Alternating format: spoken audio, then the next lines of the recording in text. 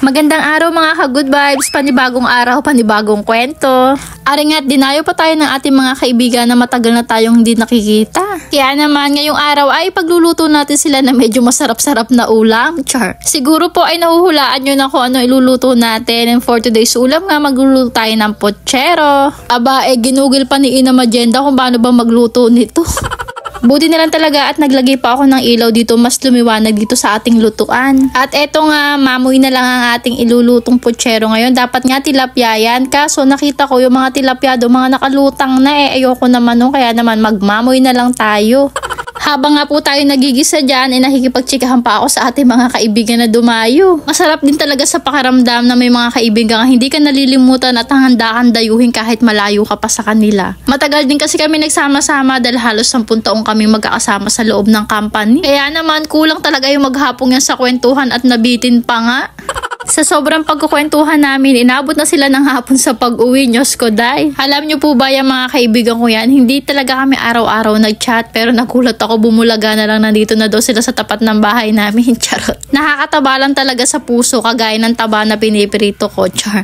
Hindi, kidding aside, nakakatuwa na hindi nila ako nakakalimutan at eto nga dinayo pa nila ako para makipagtsikahan lang at hindi na doon ako nalabas ng bahay. Kaya naman sa dami kong kwento, hindi kasya talaga ang isang araw at talaga nabitin pa kami, kailang kaya ang sunod, char. Aba, ay kasarap naman talaga makipagchismisan char. Yun nga lang, pagkatapos mo makipagchismisan maghapon, wag ka munang iinom ng malamig na tubig at baka mapasma ka.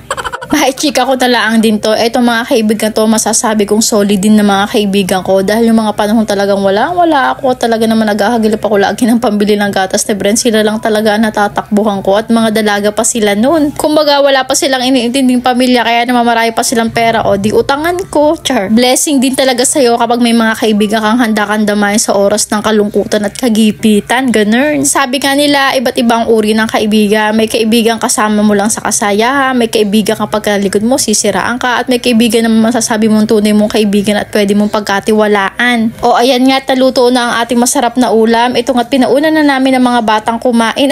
Nauna pala kami dyan, sila na pala ang huli. Eto nga si Mickey Boy at Kuya Brent nyo ayaw ng akin niluto, kaya naman nakapagprito pa ako ng nuggets dyan, Diyos ko day. Eto nga't nagigigil ako at sa harapan ng pagkain may bisita pa, nagtatalo pa sila ko. Sarap ko dito sa singit. Alam nyo yung kung kailan may bisita kayo saka sila nagtatalo at nag-aawa, talaga naman ang sarap kurutin sa singit. Pinandidilatan ko na nga ng mata, waipek.